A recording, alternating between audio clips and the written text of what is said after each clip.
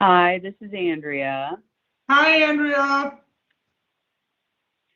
Right now, I'm on the phone only, and I'm trying to, let's turn that off. Trying to make sure I don't join the audio. I'm still in a hotel after the IPMD meeting, so I'm hoping, okay, cool. I can see everyone on Teams through my computer. My computer has just been acting funny. All right.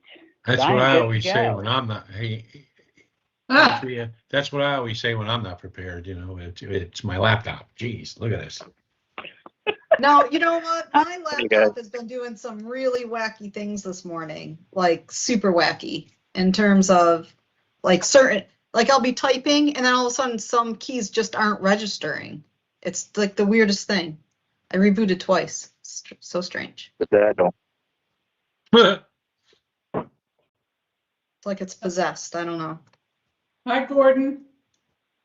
Hey, how you doing? How are you? I'm doing well. We need to catch up. Yeah.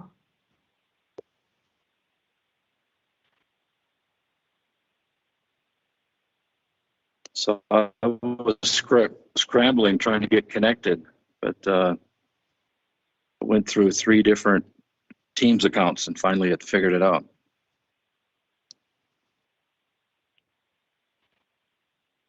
Excellent. And I see others joining.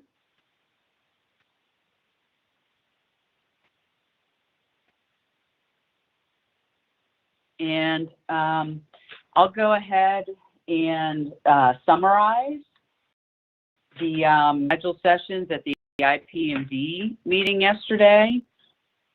It was, we had a great panel.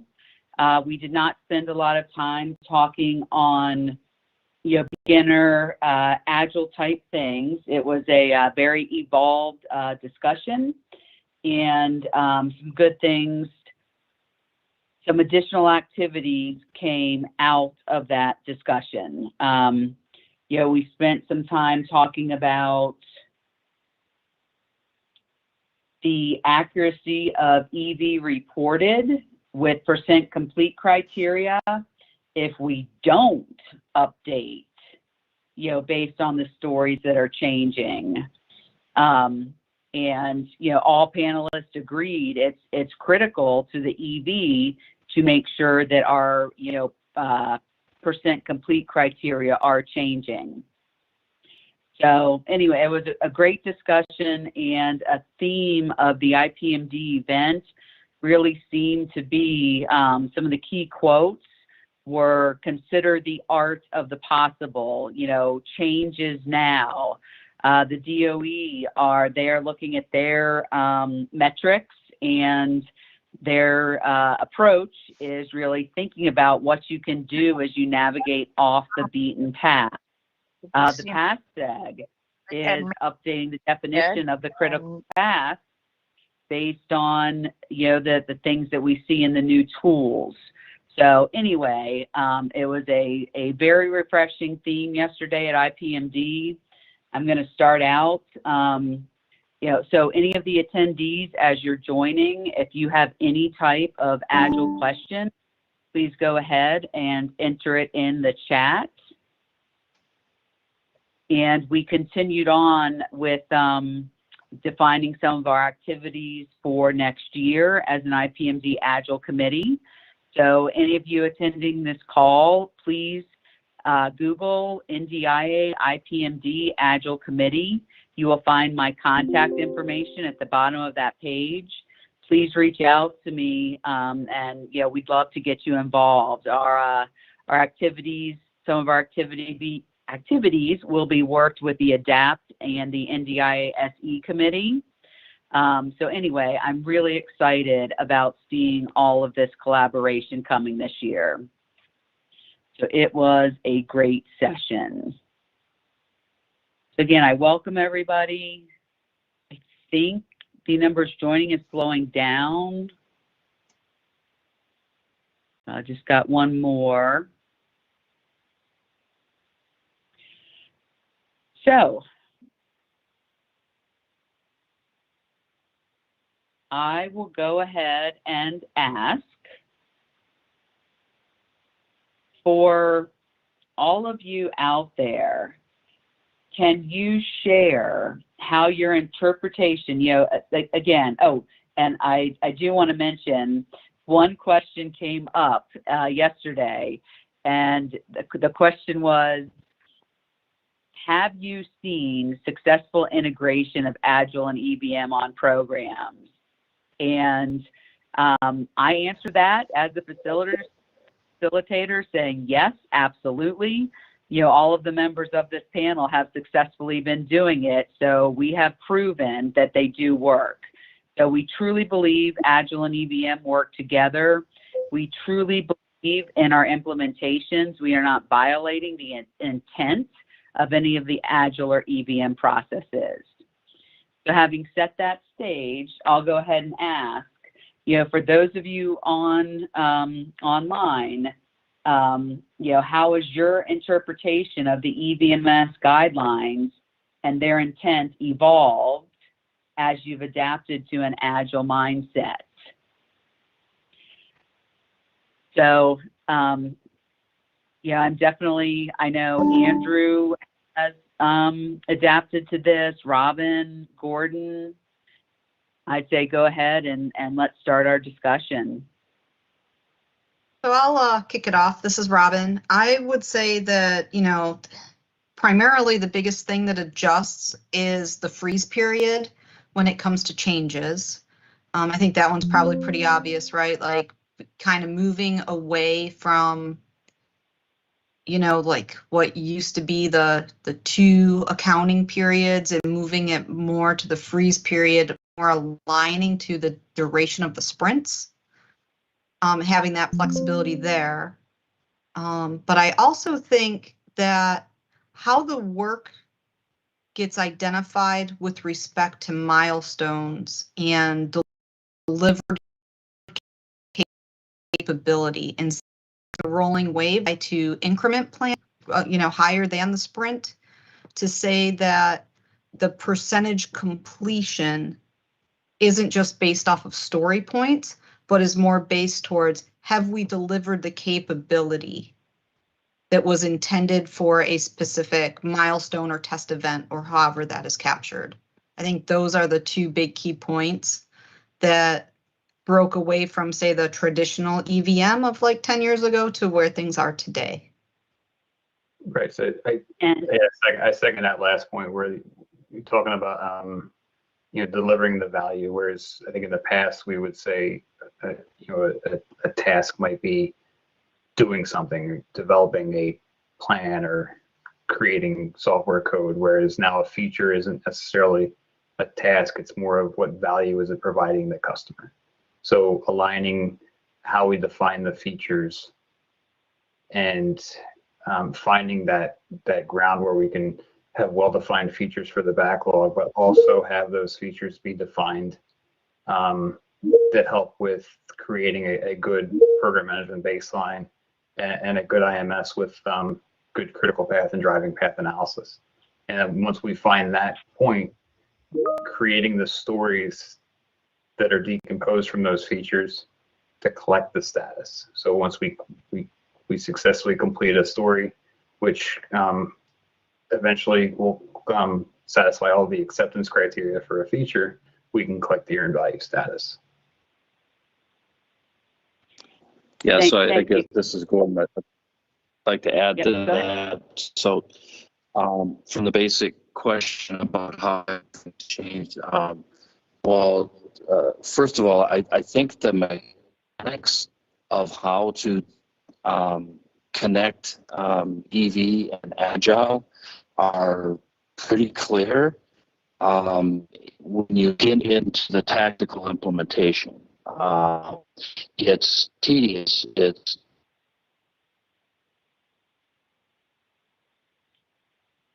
And Gordon, you cut out for a minute there.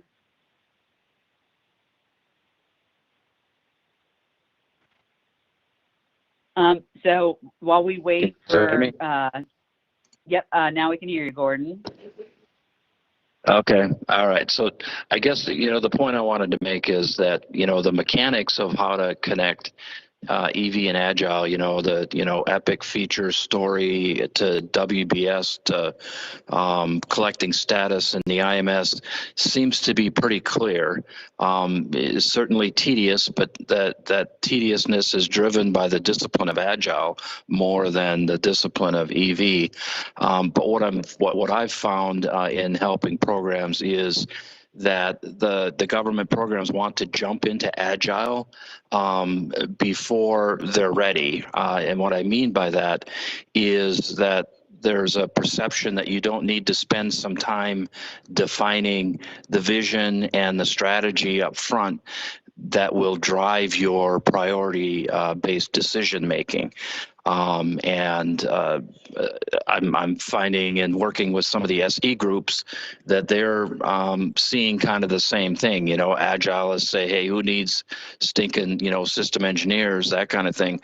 Well, I mean, they're talking about that upfront technical and planning aspect that I think that there's still some debate, and the reason that that's a potential issue is because while you're implementing at the tactical level the Agile and collecting progress in the IMS, if you don't have it connected to this top-level vision, it's hard to articulate to the end user what the overall value is.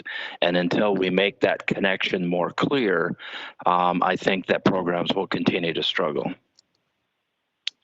And so let me just break some of those comments down. Again, and please feel free to type in the chat.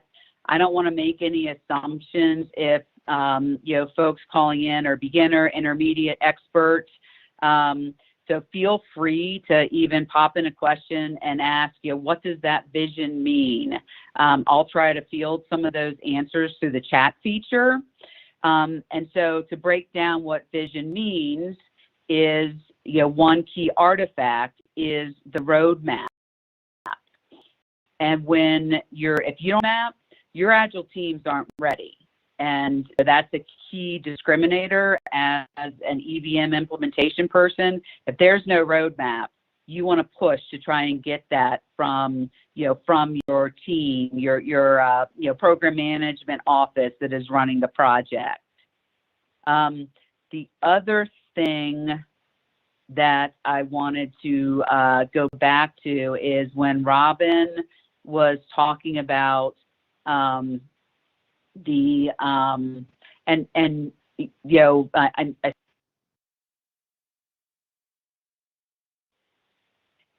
And if anyone else, Dave, I see Dave joined. He was a speaker on the panel yesterday.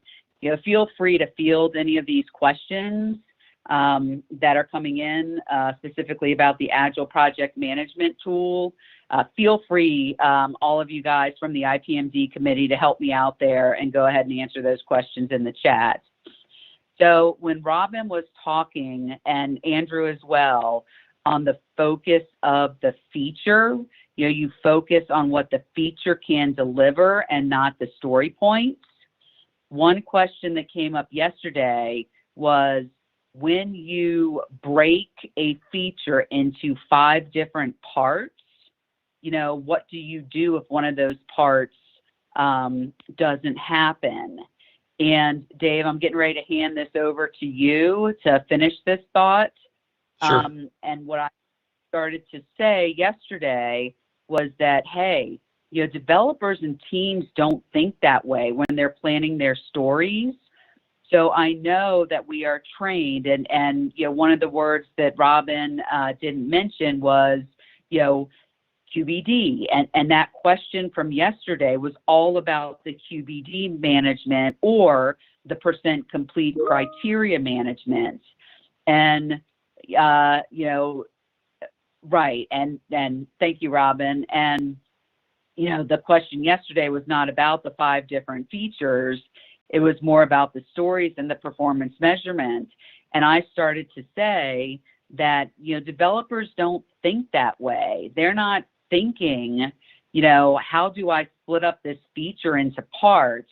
They're thinking, how can I write user stories to accomplish the goals of that feature? And then Dave, I'll go ahead and hand that off to you as well for your thoughts, please. Oh, thank you. That was a very good discussion, and we hit that very well yesterday at the conference.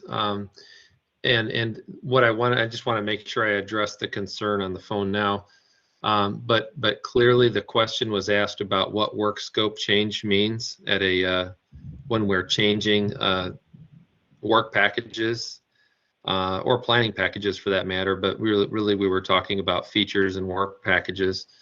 And so we use the example of you start a work package or a feature, and you get rolling on it, and you determine that maybe 3 of the 10 stories are not needed. And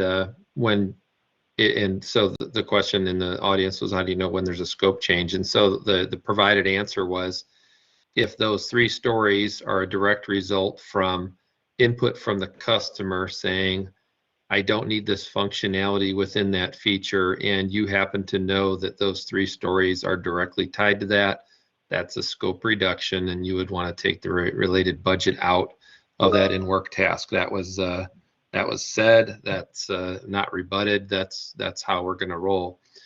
Now, flip side is, I'm still going to say, forget now that it's a work scope change. Now we're going to say there's a story moving out, 3 stories moving out, but we don't have a work scope change. We understand what the customer needs. We identified 10 steps or 10 stories to get it done. That's what I call derived work, right? You know, we said, hey, these are the things we need to do to satisfy the feature. And because steps 1 through 7 went so well, 8, 9, and 10 may not be needed. And so in that case, we become more efficient, and we can remove the stories. You zero them out in your Agile tool. What you don't do is just take 100% completion. I'm sorry, you actually, in this case, you would take the stories out, and then if you were done with 1 through 7, you would just close the work package. It is done. I always want to make sure, though, that when you finish a feature, that it's either received some kind of a demo or customer approval or integrated test, something to assure you that it's not going to require rework later. Dave, this is Andrew. I had a question on that regarding the scope change. So that is one common question I receive from within my company. But was there any discussion on whether or not the acceptance criteria was changed, or if we could still complete the acceptance criteria by removing or adding those stories?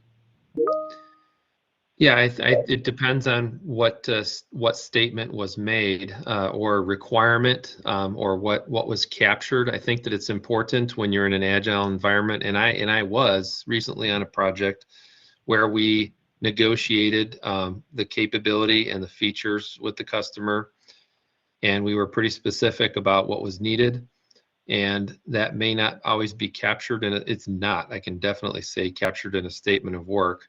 It's more of a requirements matrix that is a living document that all the stakeholders have input into, and nobody should be surprised on what the expectations are for closure of features. So as long as your features are aligned with the exit criteria, then you're good, and your customer should not be surprised on what you think closure is either. And so, go ahead, Andrew. For every feature that we create in our backlogs, we always put in, what is the acceptance criteria for closure of this feature.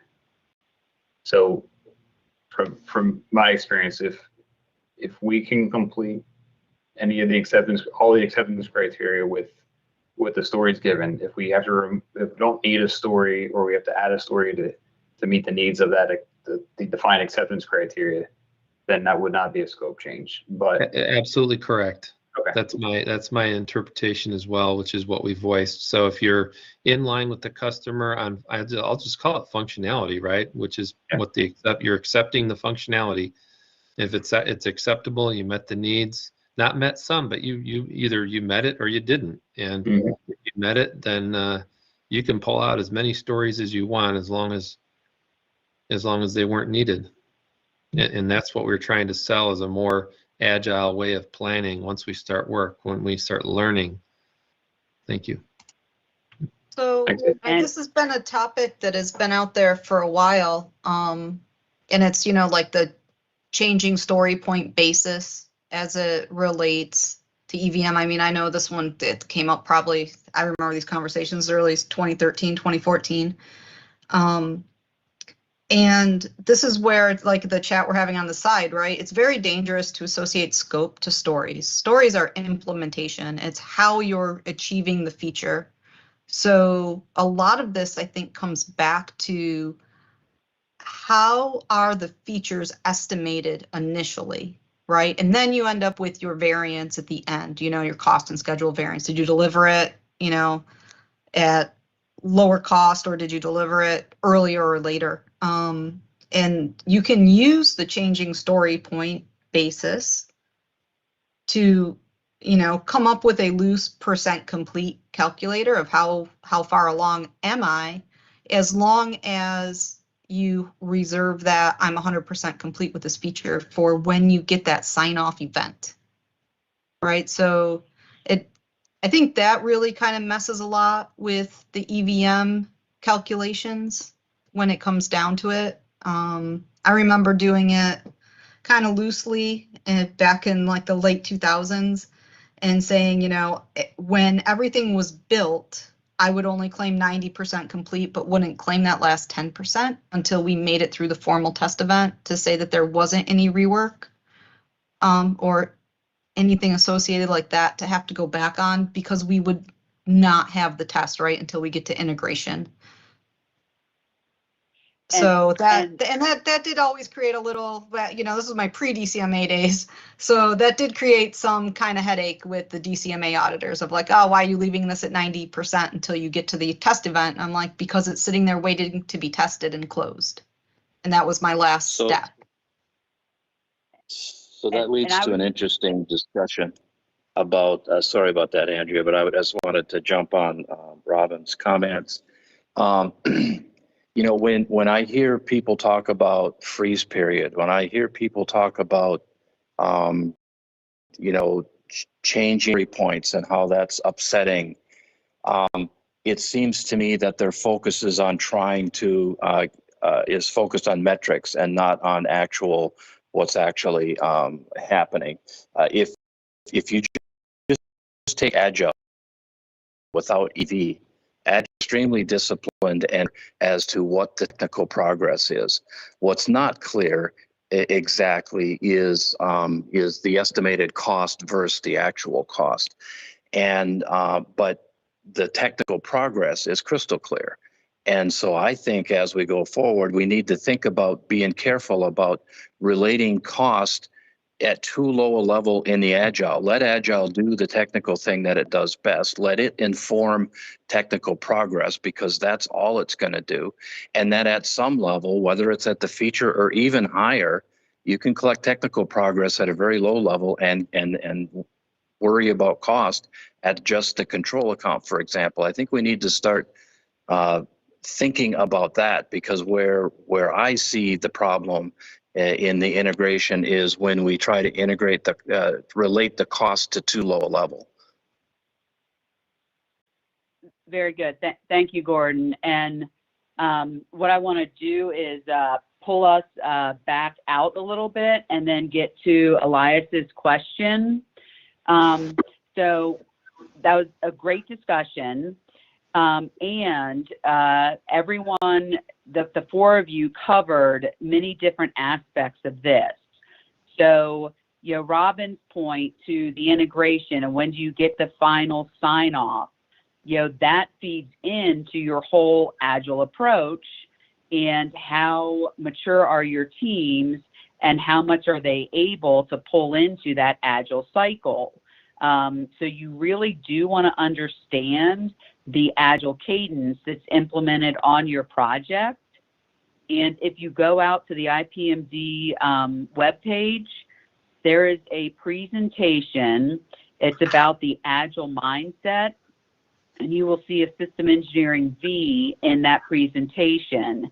So the way Robin was talking, she was assuming that, on that particular contract, they were only iterating at a lower level, possibly of the System Engineering V.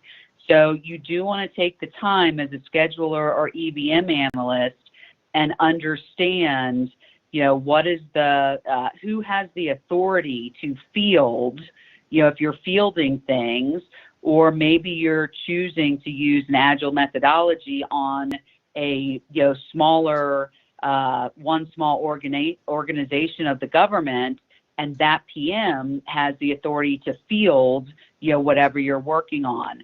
So you truly want to understand your acquisition authority to field, how the final test leg, you may see a test leg because you're fielding across the world, whereas on smaller projects, you actually can get into a true pipeline and you truly are pumping out new functionality every month. So we were kind of all over the place in the responses about how each Agile implementation works. So, definitely reference the training and apply when you review the guide. Release is a generic term. If your team is using SAFe, they might call it a product increment instead of a release. So we've learned to adapt to the particular terms that a project or team may be using, and just acclimate to the way that they are talking. So I think that summarized everything real quick, right? Dave, Andrew, Robin, and Gordon, the intent of what you're trying to get across. Yep. And silence with these guys is good. We work together enough. So yes, let's move on to Elias's question. How to overcome the issue of baselining in Agile projects. The best EVM metrics can be typically applied in relatively fixed scope price contracts, but not in a fast-paced scope changing project. So I guess I'd like to add. I'd like to respond to that. And this gets to the point of what I was saying earlier about cost and technical. Agile has built into the discipline to keep track of technical progress as fast-paced as you need, right? Because that's what Agile does. Is it implements and tracks progress. Replan, but difficulty and the tediousness gets in, and I don't think value added is where you bring the cost to a low level and you try to make sense out of estimated cost versus actual cost and get your cost metrics. If you leave your cost thought process up a level or two, you can let the technical Agile be as quick paced as it needs to be, and it will provide you the technical progress as quick paced as it does. And then you try to keep track of your cost metrics at a higher level. I think that's an approach that should be considered for trying to alleviate the burdensome nature of baselining both costs and schedule at too low a level. And for the initial baseline plan, and I'm thinking, Dave or Andrew, how do you use that roadmap, as a guideline to establish the notional schedule, right? We all know in EVM, the schedule comes first, period. So, how does it work to get that initial plan set? I Dave's raised his hand. Yep. Hey, so I'll take a stab at that. And I think some of you heard me talk briefly to the SOW and how a lot of these new contracts where we're trying to rock and roll really quick and be flexible with customer needs and responding to them in our plans. That's both the agile planning and the schedule planning. The requirements matrix, that's a thing. You know, it's a living, breathing document that's configuration controlled. It's something that has an impact on the work that is done, and that is something that your program should consider using to kind of streamline the contractual changes. If there's an understanding that that's the document you'll use and it's under configuration control, then you can certainly take out a lot of the slowness with contracting if you have a capacity-based contract or an LOE contract with maybe some incentive fee for hitting some important demos. I still think incentive fees are very important. Try that.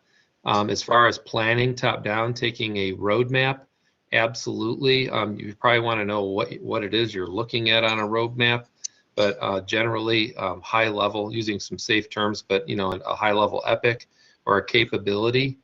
Those are things that I would expect to see as planning packages in a schedule, and I would also expect to see those as large chunks in your agile tool in your backlog. So just trying to keep the roadmap aligned with the agile tool, aligned with the schedule, and then you kind of get down and build under that, right? When you're ready to do your continuous planning and your near-term sprint planning and putting features out there and the stories under those. But definitely, so there's some people that think that you should not have planning packages in a schedule. And I'm like, no, you really need those.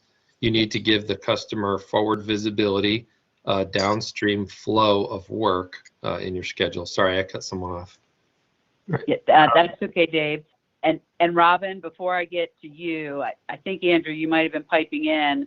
I was specifically going to ask Andrew, you know, so how does that fit with some of the logic, you know, when you're building your schedule based on that roadmap, please? Right. So to Dave's point, like taking the roadmap and using whether it's capabilities or epics or kind of taking that level of detail and putting it in as planning packs. Completely agree. You need planning packages in your IMS because you need to show, you know, what are your critical paths, what are your driving paths to get to, you know, completion and delivery of the value to your customer. So finding the right size planning pack, whether you call it an epic or a capability, and having that logic in your IMS. So those would be, you know, items in your backlog, but also items in your IMS. So you have predecessor-successor relationships, which eventually drive to some sort of end demonstration or, you know, operational capability. Thank you. And Robin, over to you. Yeah, so I will approach this one from my project office customer seat that I've been in now for the last 4 or 5 years. And I think that the majority of the people on these calls end up being on the industry side. So it's also important to remember that the customer has still certain reporting requirements all the way up to maybe the 2 or 3 star level, that the roadmap is very important.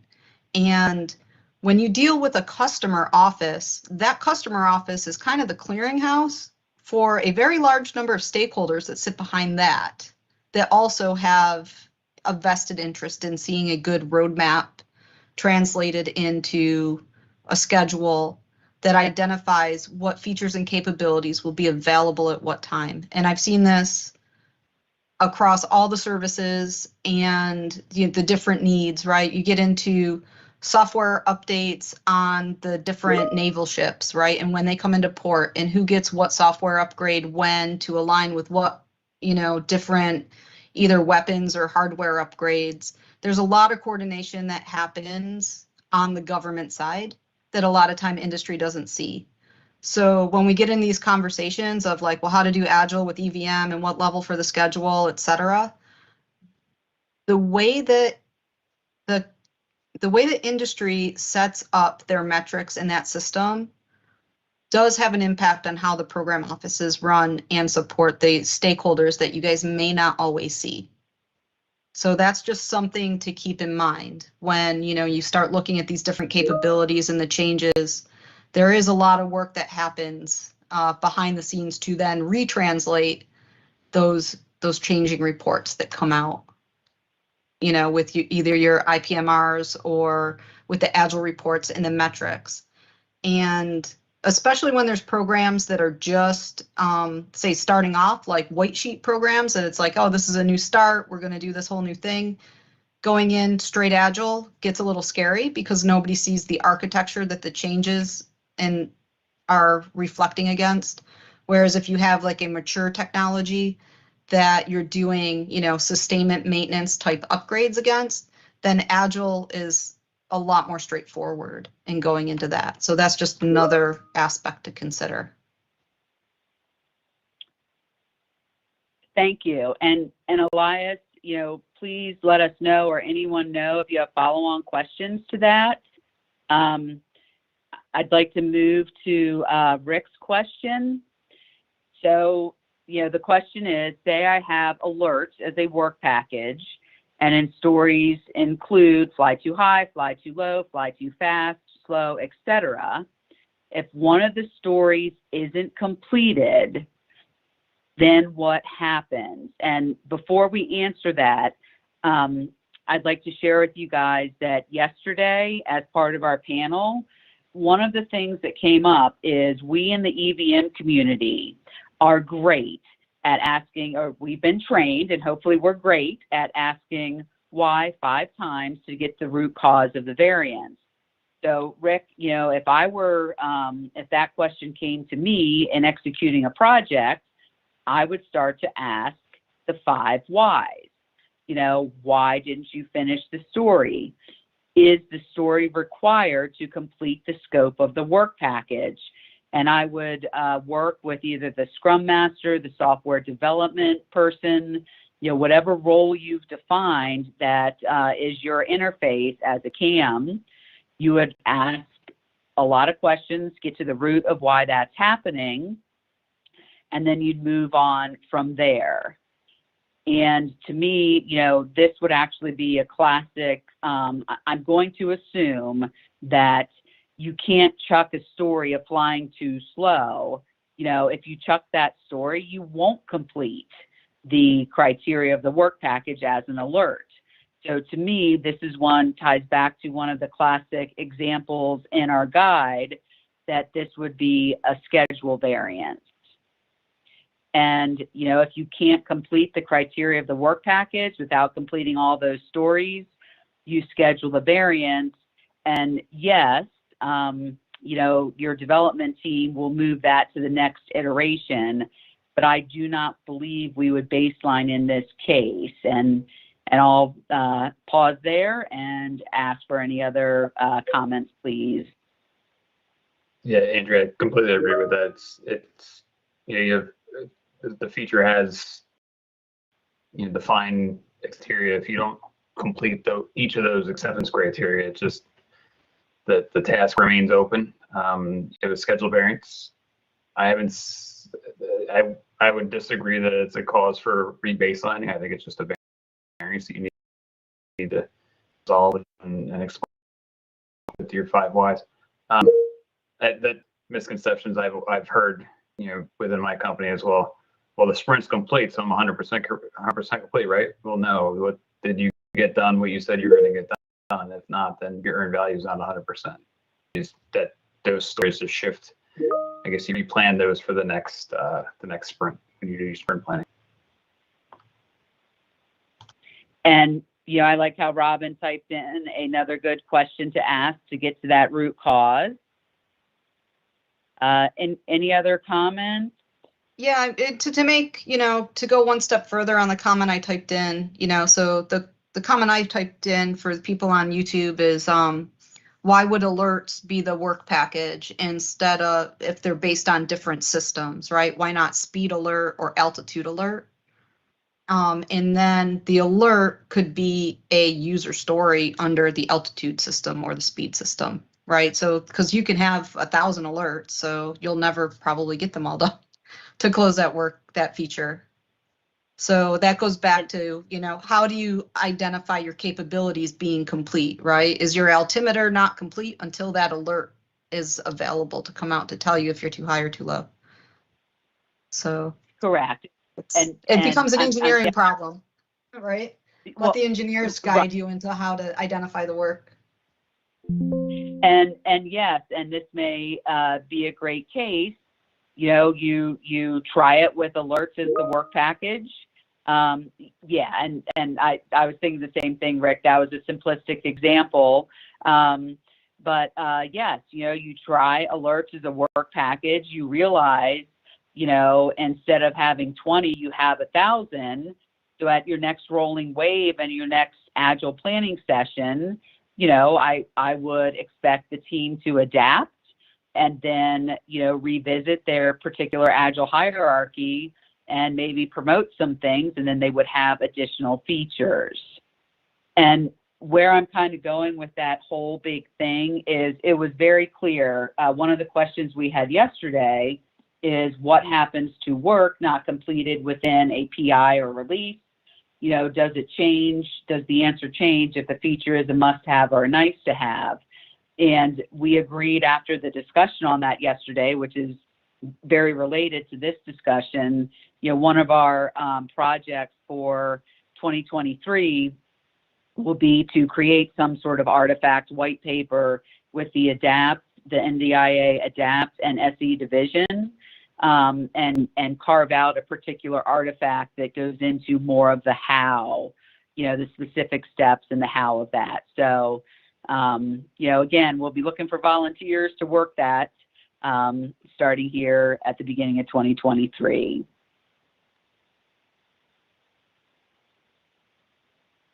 Any more questions from the attendees? If not, why don't we talk a little bit more about the performance measurement. Dave taught me a while ago to think about those the efficiencies and inefficiencies gained as the stories, the implementation details of the work package change. So maybe we can talk a little bit about, what is the impact to EV if we don't allow the implementation details and those efficiencies and efficiencies drive our EV reported? What if we were so prescriptive that we never ever changed QBD, we never ever adapted the % complete criteria, to the changes that we're seeing for the inefficiencies or efficiencies of the Agile teams? So I think the easy answer is that you'll see EVM and scheduling get waived off of programs. I've already started seeing it happen when there's been enough complaints coming into program offices that the reporting is inefficient and driving up costs, and leaders catch on to that. And it's usually to the overall detriment of the program when they start waiving off schedules, certainly schedules. With the EV metric, the CPI, SPI, things like that, I think the government can work around that pretty easily with just getting Agile metrics. I know I've taken solution provider Agile metrics and correlated it back to a loose EVM to do cost and schedule forecasting in that perspective, but to get rid of an IMS is very detrimental to programs. I think Gordon's probably seen that a little bit too, and what he's been looking at. But yeah, and by being too prescriptive, it's gonna kill it, and that would be really unfortunate. Correct. Yeah, so and what I'm really trying to get to is all about the BCWP and the EV. I didn't mean to imply, I really hope someone's not removing a schedule or the EVM requirements. That sounds extremely detrimental and extremely lazy and of no value to the taxpayer when executing these government jobs. So it's I'm really happening. It's scary, and it's happening. I'm really trying to get to the impact to the BCWP. I'll answer that directly. I realize the question, and I'll provide the direct mathematical answer, which is I think what you're aiming at. And I'll just use scenarios here. So in the example where we remove 3 stories, right, and there's no work scope change, and Andrew, you may want to put your hand down, so I thought you were going to answer it.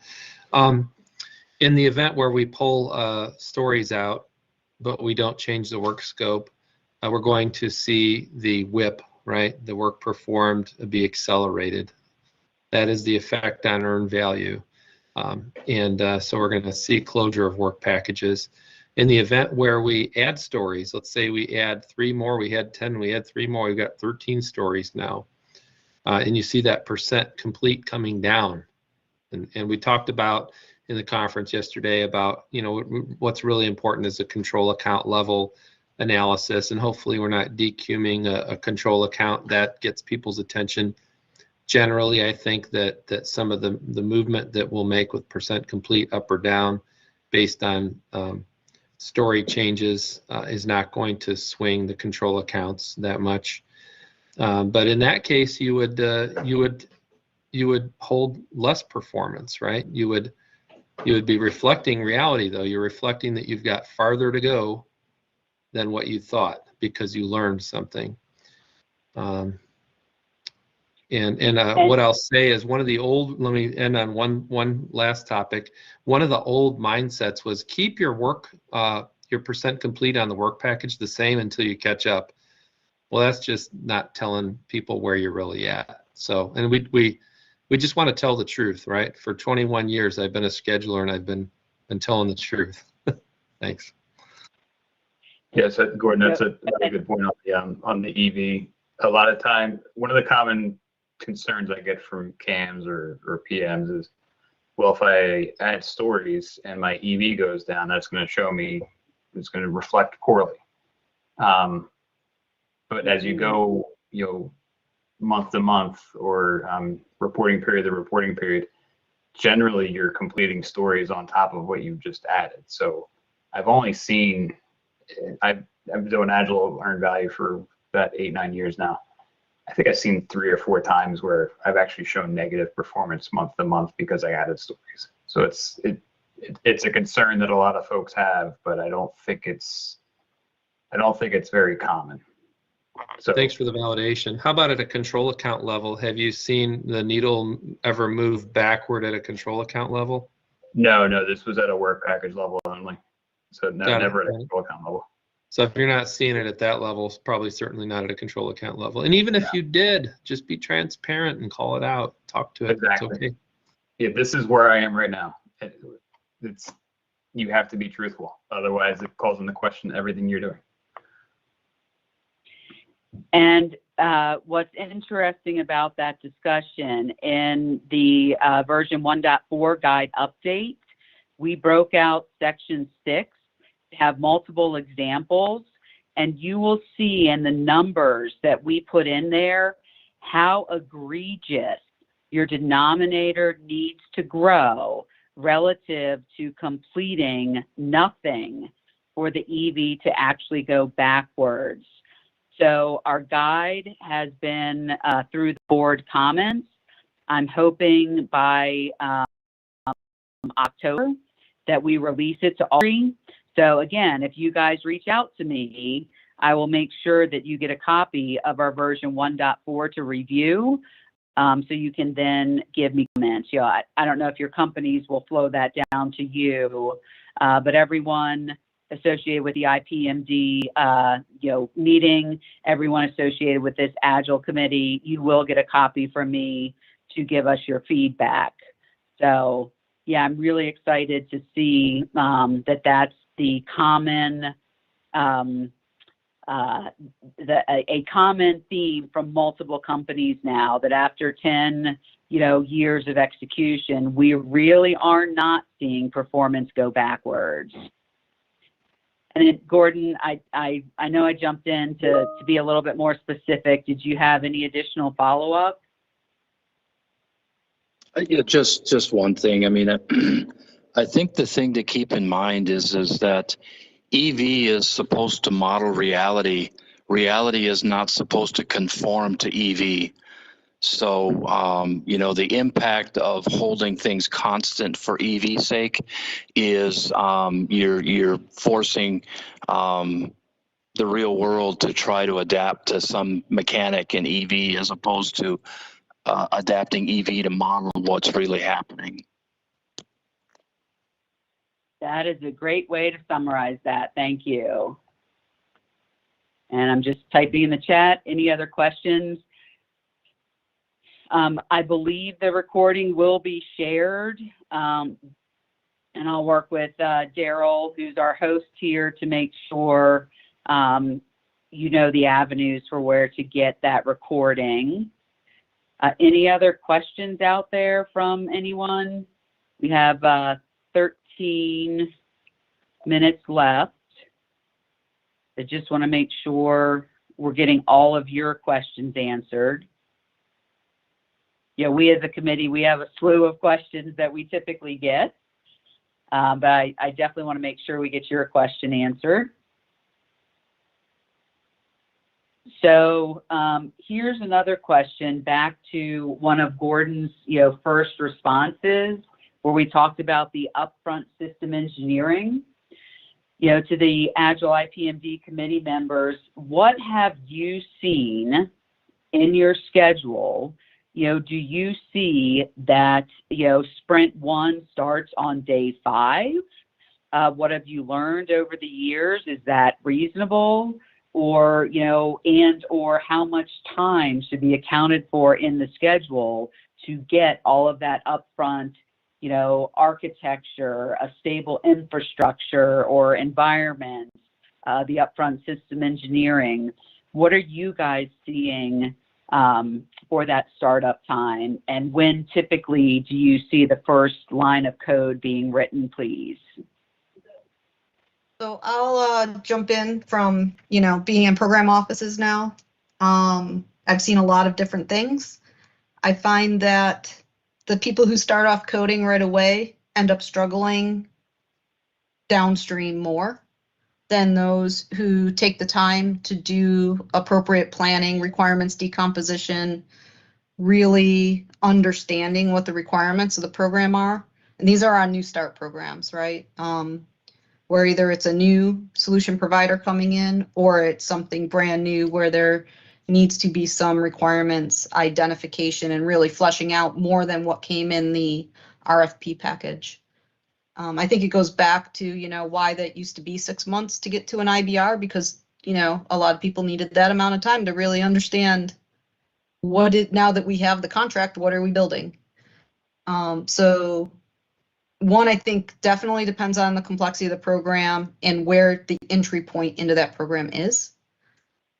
And I also think that if you rush in to starting to write code right from the start, you just have to understand that that's all prototype work and not be afraid to throw it away once you get in and understand what the real requirements are and rebuild it.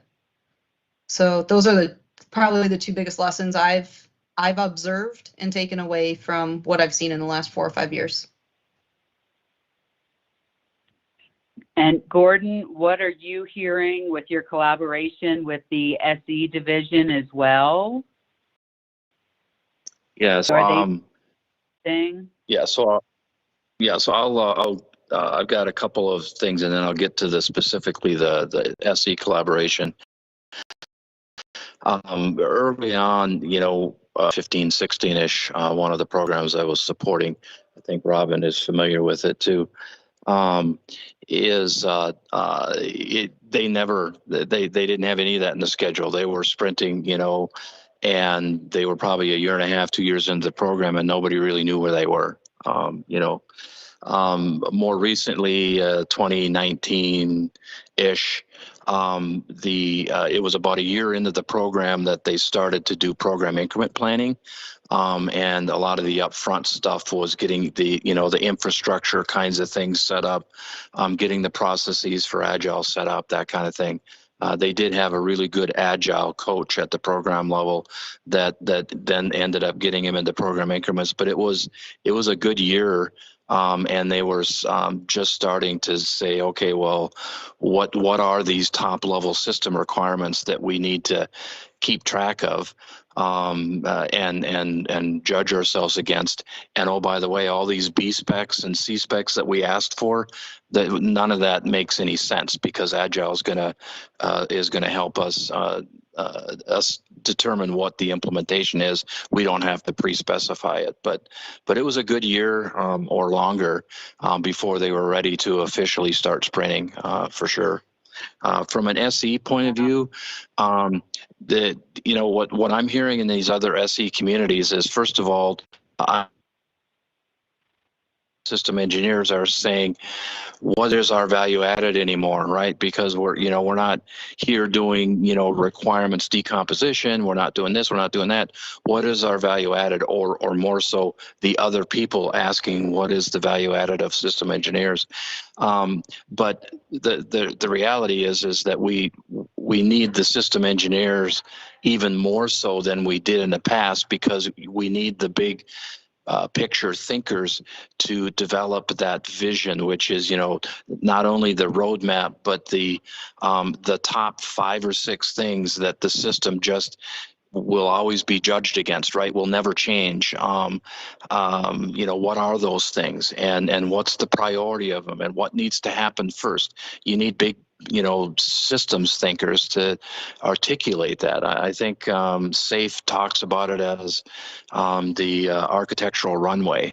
I still don't have a full concept of how they implement what they're articulating there, but it's, where the system engineers and the architecture guys are staying just ahead of the implementers.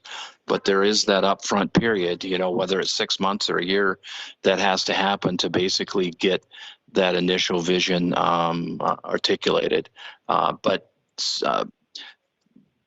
program offices aren't implementing a lot of that very correctly. I mean, the typical technical reviews, SRRs, PDRs, CDRs are still being requested in a waterfall fashion, even though you're implementing Agile. And so the system engineering community is trying to say, well, how do we, during this transition period, while program offices are still stuck on these kinds of design reviews, yet they still want Agile, how do we make them successful and overlay that kind of stuff? So. Very good, thank you. So the big takeaway for this community, as schedulers and EVM analysts, for me, is that maybe you should question if you see Sprint 1 starting on day 1. We're through these discussions and forums and some of our training materials. We're trying to educate you to, ask the right questions and say, the rest of the industry is not starting the first line of code on Sprint 1, unless, like Robin was very clear, the point of entry for the program. Maybe you could start on day 21 with a sprint. If it's a follow-on contract, none of your teams have changed, then maybe that would be okay to start coding pretty early. Maybe not. So we want you guys armed with the questions to ask. And one other thought came to mind as Gordon was speaking. I've actually seen where, based on the type of system being built, that there may be architectural epics that won't ever go to a demo. It's just the SE and architecture team. Thanks, Gordon. Thank you very much. The SE and the architecture team are choosing to also use the Agile tools so can communicate to where they are. So again, just be aware of purpose of each feature, and you may see features that will never be tested or demoed. And then I just want to, we have about 3 or 4 minutes left. Any other last comments on that topic?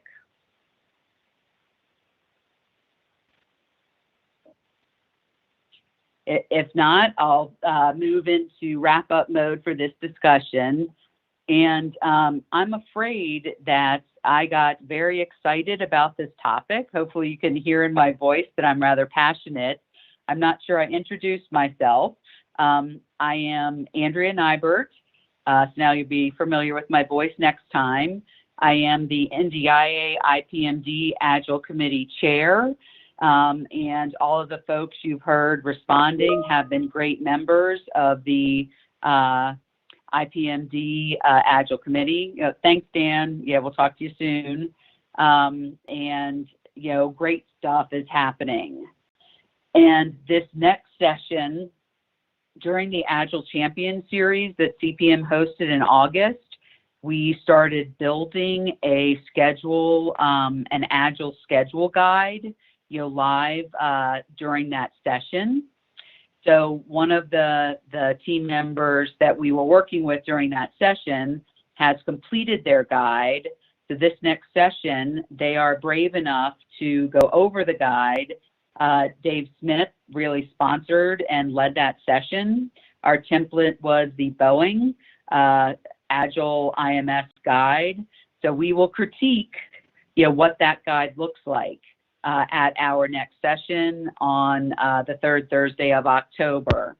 So if any of you have other topics for us to talk about, please get those topics to me. We'd like to continue. And I just see a question coming in. So I'm going to take this question and file it in my list of topics and make sure we get to that in one of our upcoming discussions.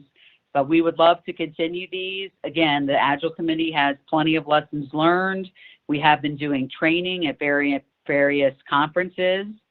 So thank you all for attending. I see a lot of new names out there, and I'm very happy to see that. So reach out, let us know where you want to go next. We are here to share all of our knowledge. We've been through some pretty painful times. And thank you very much. Thank you. Great job. Bye.